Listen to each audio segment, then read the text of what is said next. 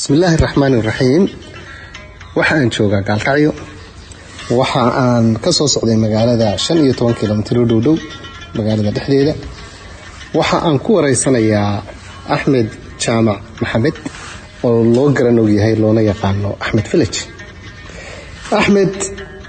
waxa uu yahay dadka Soomaalida caanka ka ah gaar ahaan marka ay noqoto xadaarada iyo cunto samaynta iyo maqaaxiyaha ama restaurantska waxa loo yaqaano iyo guud ahaan isdhexgalka dadka kala duwan ee Soomaalida. waa nin aad uga caana geeyiga Soomaaliyeed. Axmed waxaan rabaa noloshiisa inaan in yar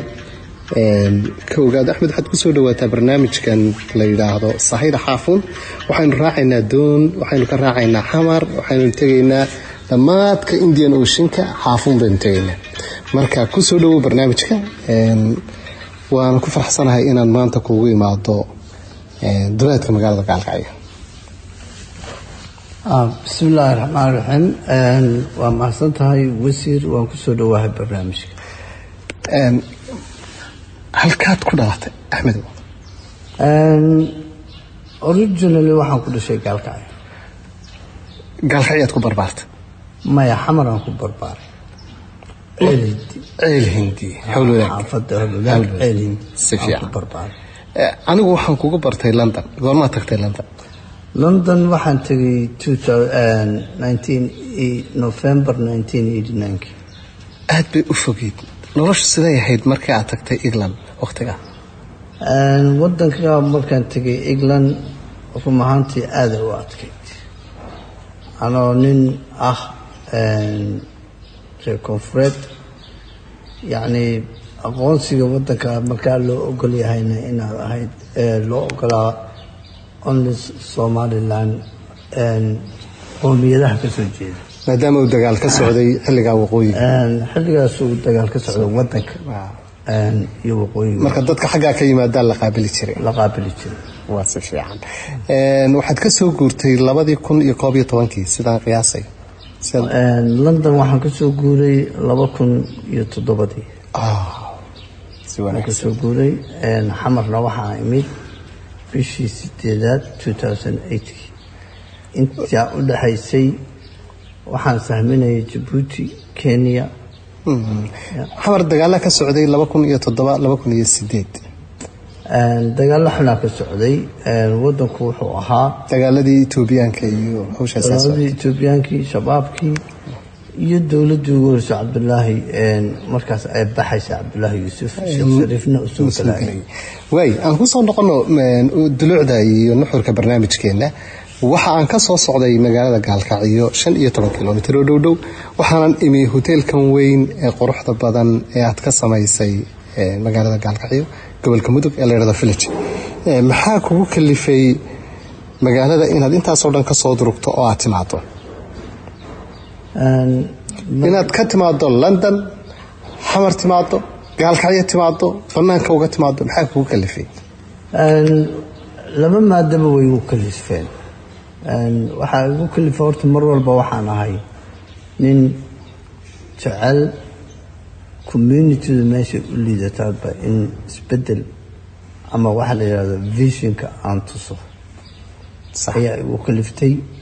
London waxaan ku lahaa business waan fiicnaa. community-da Soomaaliyeed oo London ku nooleydna waxaan u ahaa role model.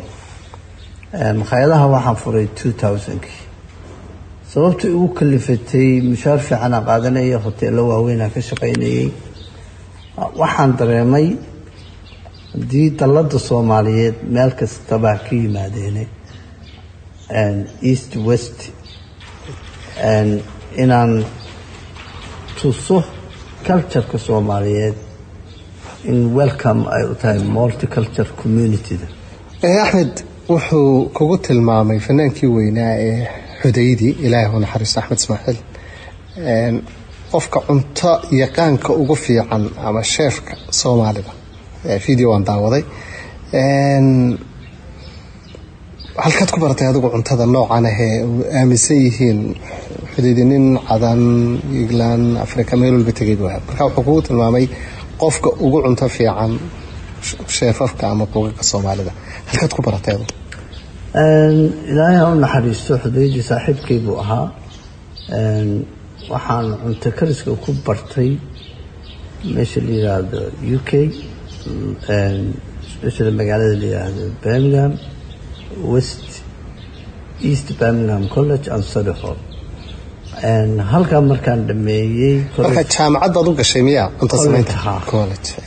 college jaamacadeed camal aan u galay 4 sano aan waday anoo college-ka ku jira ayaana ku shaqayn jiray marka saasaan u bartay hoteelada waaweyn oo London sida Continental Dorchester Radisson waa hoteelada qaaliya hoteeladaas aad bay qaali u yihiin shaqadii ugu dambeysayna waxay London Stock Exchange aan ku yarana sano maadaama aynu xusnay xudeydii heesiisa tabaad jecesha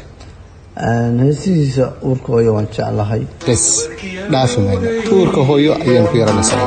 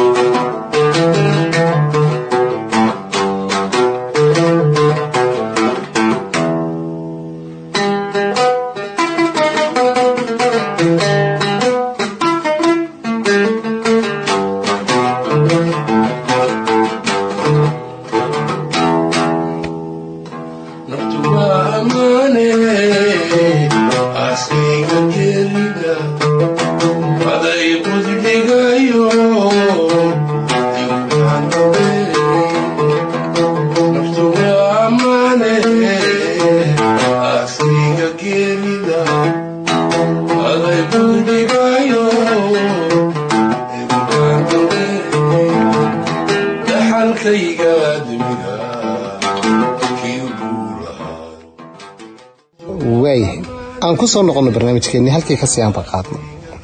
Axmed waxaad ka soo guurtay London waxaad u soo guurtay Xamar haddana waxaad ka soo guurtay Xamar waxaad u soo guurtay Gaalkacyo ma laga yaabaa inaad Gaalkacyona ka sii guurto aad village-kii aad caanka ku noqotay ama magaca tuulada aad u guurto oo aad sii socoto suurtagal biya waan sii soconayaa meel alla meesha Soomaaliya ku nooshahay inaan the village-ka aasaaso sida Xamar uga aasaasay ama London uga soo aasaasay hadda tan igu xigto waxay noqon doontaa baadiye ma laga yaabaa inaad tagto sidaan aad hadda ku wado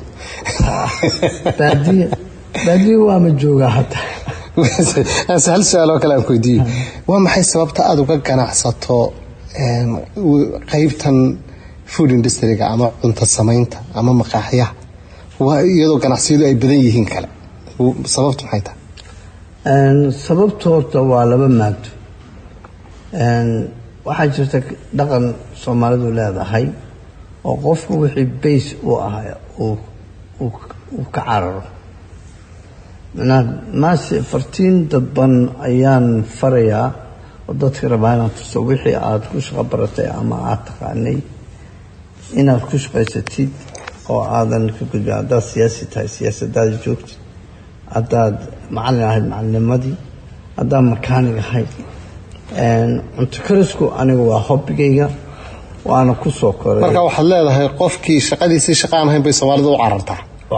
ha qofkii isagoo makaanigaba haddana wuxuu isku qaadayaa dhakhtar. hadda lafteeda waa aragtay dad badan oo ayuu xamaalata ahaa xamaalkooda ka tago siyaasad gelaya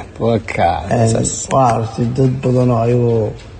maanta meel ku degan oo waxay faraha ku hayeen hadday maqlaan wax kala ka dhadhan fiican oo cararaya aad bay u fiican tahay. waa runtii waa jawaab aad u qaaliya sababta. laakiin hal arrin oo kale aan ku weydiiyo Axmed Falaj, waxaan xasuustaa 2010kii maqaaxidaadii ku taalay Fulham iyo Chelsea oo meelaha ugu qaalisan amaba ugu qaalisanba dalka Ingiriiska gaar ahaan caasimadda London ayaad ku lahayd maqaaxi. waxaanu kaga cashaynay anagoo 4 qof lacag aad u fara badan oo haddii dollar loo bedelo dhowr boqol noqonaysa. waxaan kaloo xasuustaa 2020kii inaanu sidoo kale maqaaxidaadii ku taalay Village Airportka ku taalay restaurantkaagii anagoo 5 nin ah oo nin casuumay senator Gonjeex $500 aad naga qaaday qadadii. hadda gaalkacyaa timi qiimuhu ma sidii uun baa mise hadda waad the value waxa la yiraahdo ama costiga ama ma aragtay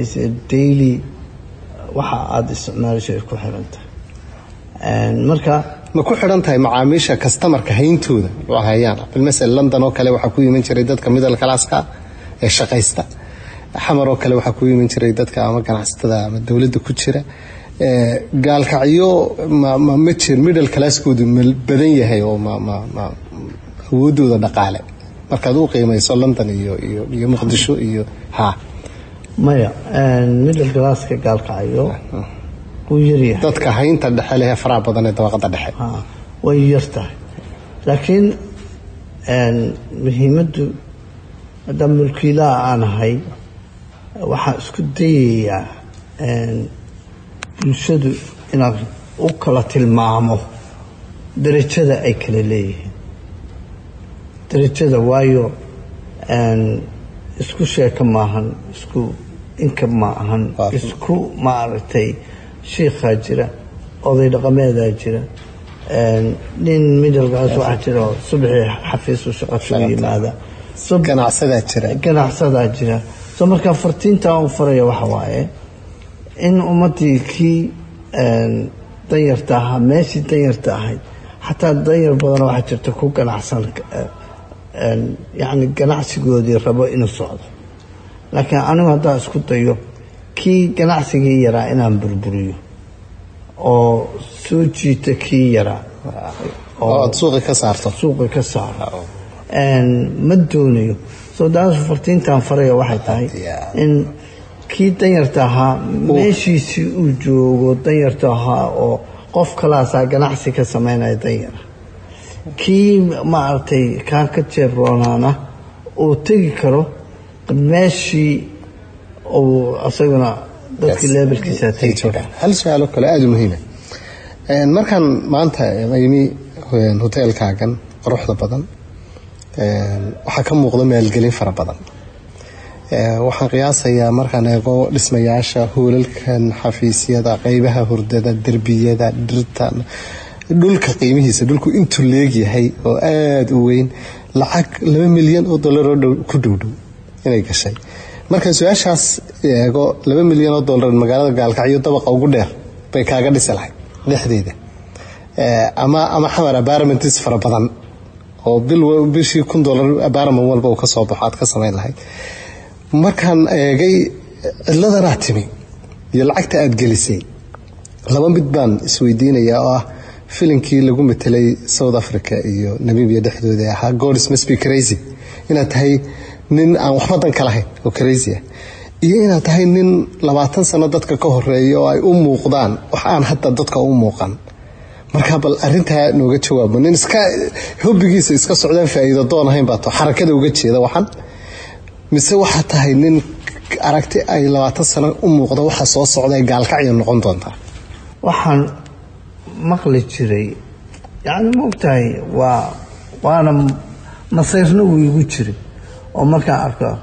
dee dadka igu sinjiyadda ahaayo nin walba leeyahay waxaan u socdaa Somaliland waxaan u socdaa Puntland dee xamarna ay noqotay zoono lama galaan de marka daladii weyneyd wax waan u soo qabto culturekii London waan soo bedelay marka waxaan siri bal meeshii caasimadii oo gurigaaga hooyo ahayd oo lama galaan noqoto walaalaha kale ay si tegi karin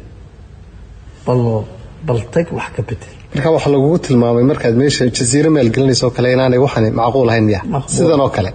waxa lagu yiri yani you must have been crazy هو سنة هذا waxa igu xigtay gaalkacyo 10 kilomitir baad xamar waqtiga ka baxday miya 22 kilomitir way 22 kilomitir baad ka baxday 22 kilomitir ayaan ka baxay 22 kaas oo meel baabuur raaxa uu sitay karin ama qof ma aragtay middle class uu sitay karin ayay ahayd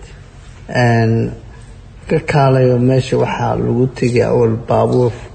caano iyo baabuur miyi u socda maahana baabuur kale ma tegi xamar imisa magaxyood baad ka furto restaurant waxaan ka furay 5 oo marba 5 wada shaqeynayeen 5 mar ay shaqeynayeen inkastoo masiibooyin badan iyo caqabado laba banaadir ku yaalay mid guriga hooyeenka ku yaalay mid airportka ku yaalay mid jasiiro ku yaalay waxaan rabaa halkaa inaan ku noqdo waxaa jiray mar runtii arrin naxdin badan ee kugu dhacday waxay ahayd 2017 oo ka warqabay January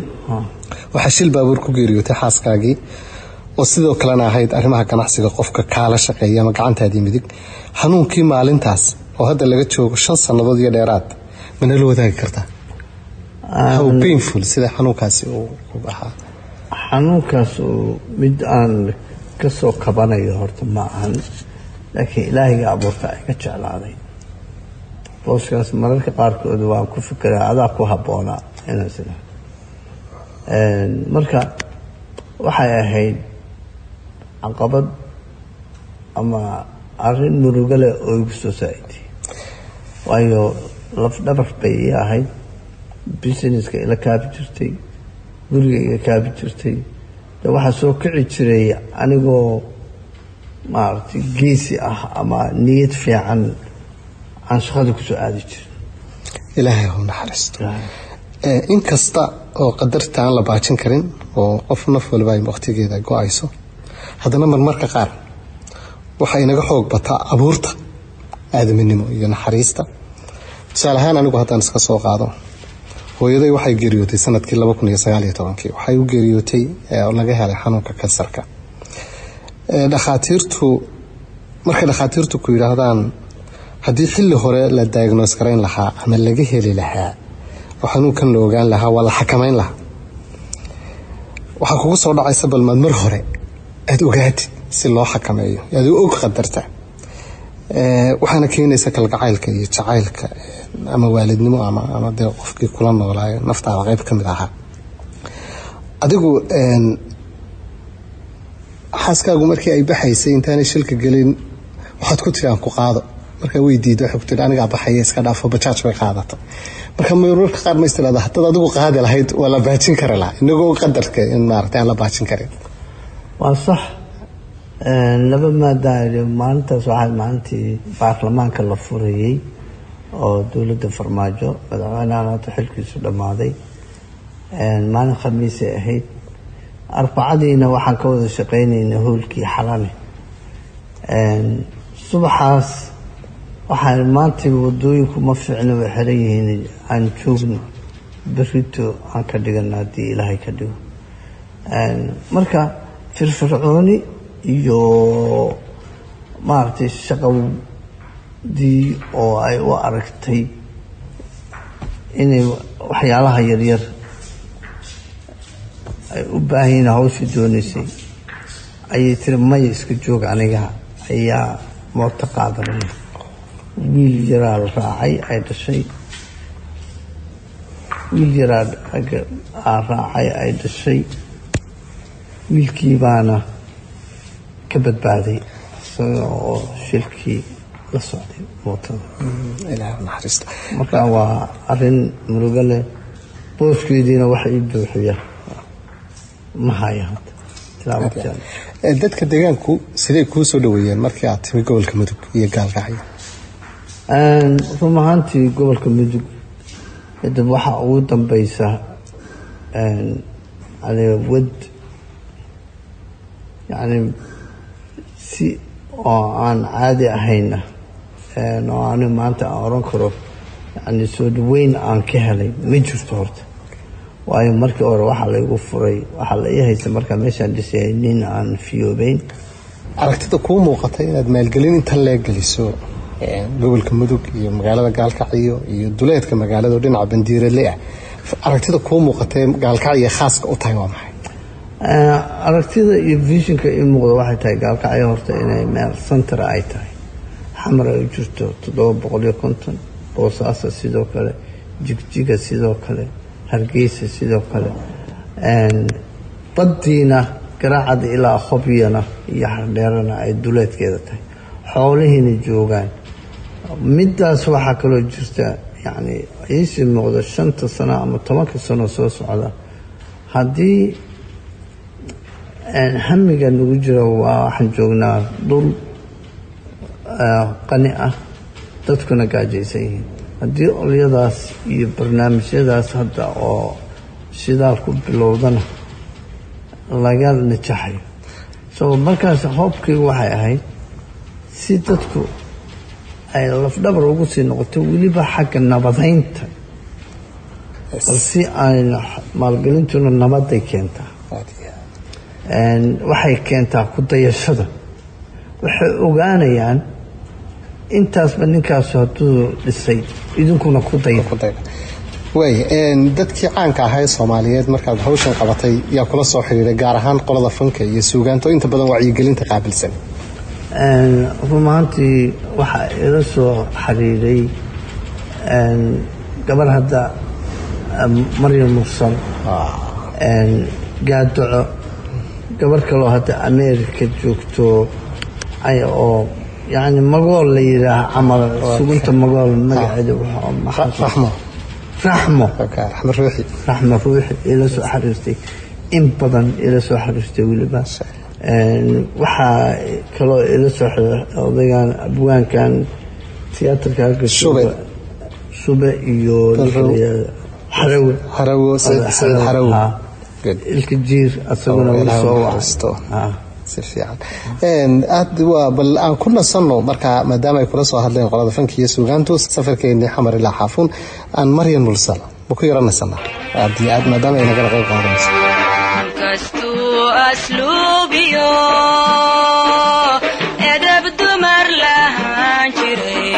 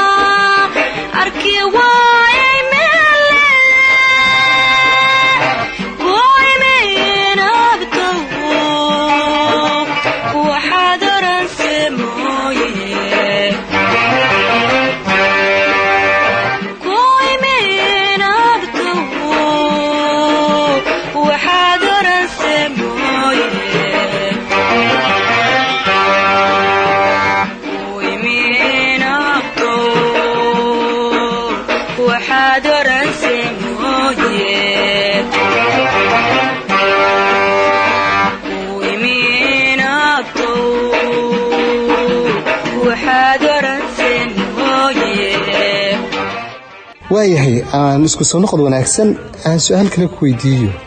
waxaynu joognaa qaybtii ugu dambeysay barnaamijkeena marka aad maxay ka caawisaa cuntada iyo dhaqanka xiriirka ka dhexeeya xiriirka ka dhexeeya cuntada iyo dhaqanka horta waxay isku keentaa bulsho weyn bulshadaas oo wax walba ka kooban dhakhtar siyaasi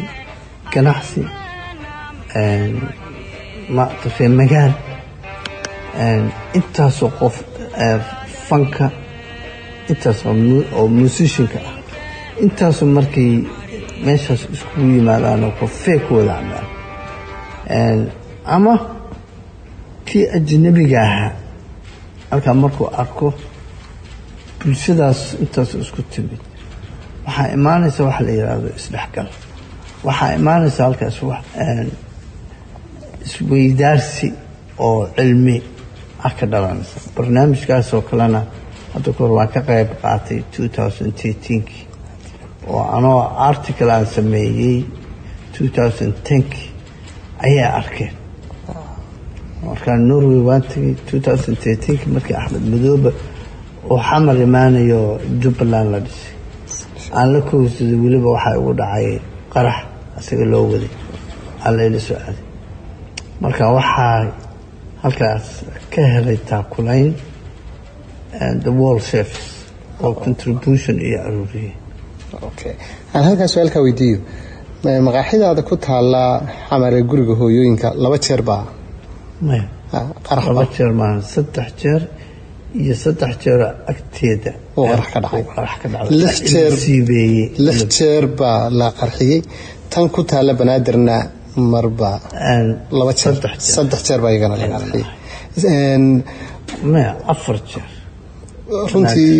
waxa tahay ganacsatada ay dhibaatada ugu badan markaa ka soo gaaray maxaad ka waran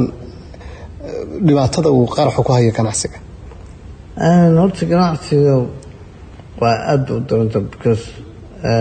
sababtoo ah mar walba markaan israada hadda soo kabanaysa oo wixii aan recovery moodo inaan sameeyaa mid kale ugu dhaca meeshii haddana ka bilaabay shaqaalahaagii iyo dadkii customerkaaga ahaa siday qaraxyadaasi u saameeyeen si aada dadkii hadda kula shaqaynayay oo haddana daqiiqad ka bacdi dhintay si aada ayay ii saameeyeen markaa dad badan oo businesska qofka shaqaalaha waa laf dhabarka oo waqti aa geliso time aa geliso marka dad ayaguna danyar ahaa oo agoon badan ka tago ay la shaqayn jiray way jiraan oo guriga hooyooyinka oo kale oo xataa ilmihii aan anigu keerkoodii qaatay si aan mushaaharadii aan reerka aan iyo ilmihii aan u joojino continuous waxaan soo gaarnay qaybihii ugu dambeeyay barnaamijkeenan oo si joogta uga baxaya Radio Muqdisho caqabadihii ugu waaweynaa mid iyo laba ee intii aad ku jirtay ganacsigan hal abuurkan dhaqaale ee qaybta waliba maqaaxiyaha ama restaurantada caqabadii kuugu waaweynaa mid ama laba Axmedow labaan ka dhigayaa inta mid waa masiibooyinkaas oo xaq rabbi ka yimid oo mar walba igu dhacay teeb waa cilmi qaadasho alxamdulillah ilaahay ii siiyey haddana ijaasataas ilaahay ugu mahadnaqa ana aan ka badbaaday midda labaad waa reactionka yani maantay visionka ama dhiirigelinta aan u wado ama dadkayga ha noqoto ama communityda oo Soomaali weyn baa noqotay aan filayay inay ugu daydaan oo ayaguna dad inta fiican way badan tahay laakiin in badan oo waxaa jirta aan jeclayn maanta qofka inuu ayaga ama oo ka hooseeyo ama ay baabi'iyaan ku fikiraya macna intaasna waxaan u arkay waa ama aqoon la'aanta ama maaragtay dawlad la'aanta ay xilliga dheer ku jireen marka ayagana Allah caafiyo anigana ilaahay maaragtay wadadayda ha ifududeeyay higsiga su'aasha ugu dambeeyay rabaa inaan ku weydiiyo waxaan ku faraxsanahay inaynu waraysigan maanta ku qaadayno magaalada Gaalkacyo gobolka Mudug maamul goboleedka Galmudug qofka dhalinyarada ah ama qurbaha jooga ama caasimada jooga ama isteediyada jooga ee raba inuu bilaabo ganacsi noocan ah kelmadda ugu dambaysa aad ku oran karto ama wiil ha noqdo ama gabar ha noqdo ee raba inuu ganacsiga maqaaxiyaha iyo restaurantada ka ganacsado kelmadda aad u dardaarmayso maxay tahay Axmed kelmadda aan u dardaarmayo horta waxa walba horta waa xag Rabbiga ku qoray laakiin waxaan u sheegayaa waxyaalaha ugu muhiimsan ganacsiga oo marnaba maartay values inuu dhaco ama uu kacmaan mar walba aan daruuriga ah oo loo baahan yahay waa cuntada waxayna ku dhisan tahay nolosha xag caafimaad ha noqoto xag fitness ha noqoto xag maartay qutulyoon ha noqoto marka waa waxa mar walba suuqa leh marka waxaan ku goobaabinayaa inay ogaadaan inay bartaan inayna is oranin waa shaqo naageen ama waa shaqo dumar ama waa shaqo haween oo nin walba maartay yani waa waxa ku xamaalan kartay maadaama Xudeedi yiri Axmed gacantiisa Ilaahay barakay diyaar moota inaad tababarto qofka raba inuu shaqadaas hamiga hadda meesha waxyaalaha ugu waaweyn anoo ku fikiraya xeebta dheer oo maamulka Galmudug ama maamulka Puntland anoo ku fikiraya xeebahaas yani hoteelada soo socda waan ku fikirayaa inaa hotel maartay dadkii ka shaqayn lahaa ardaydii tababaro oo aan u dhiso iskuul waxa muuqda mustaqbalaad weyn xeebahani way horumari doonaan shidaalkana uu soo bixi doonaa xaruntana waxay noqon doontaa meesha dalka xaruntiisa dhexe laga kala hago maadaama aad u sheegtay ay u dhaxayso bari waqooyi galbeed iyo koonfur waxaan ku soo gabagabeynaynaa barnaamijkan heestii dhulka hooyo waan jeclahay uu qaadi jiray Xanfar iyo sameeyay erayadana Abwaan Shube waxaan u mahad celinayaa Axmed Village oo runtii maanta aan halkan kula kulmay oo aan ku sheekaysanay waraysigaas oo si joogto ah uga bixi doona Radio Muqdisho waxaan leeyahay dhageysi wanaagsan heestaasna ku soo gabagabeynaa aniga Axmedna waxaan kala dardaarmayaa anaga dhan inaan hal daladna aad mahadsantahay dhulka hooyaday waan jeclahay dhaqashadiisii duxiyo naftaydiyo qalbiga waa ku dheeryaqay sidii kubad anan dhalay oo kale aan dhabu jelaystay barwaqada dhextaal iyo nimcada kuwan ku dhulay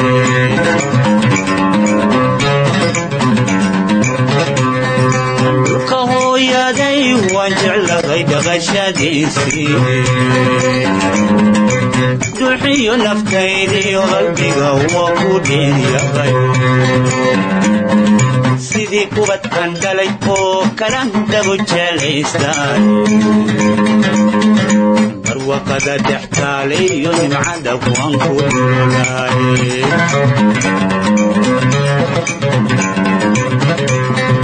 dhammaan dunida lagu nool yugu qiima dheer yahay gaxan barafaayo laguma oga damac kulaylkeede rabbi baa isugu dheeli tiray cimila dheefte dhayihi jalleeca markuda kama dhirgaayaane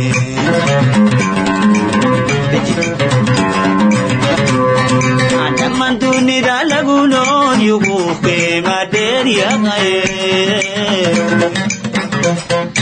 gaxan barafaayo laguma oga damac kulaylkeede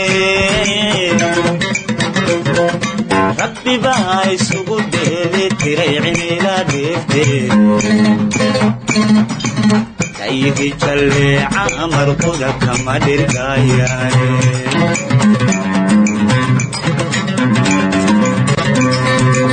duniga cuntada laga helaan shidaaloo dhigine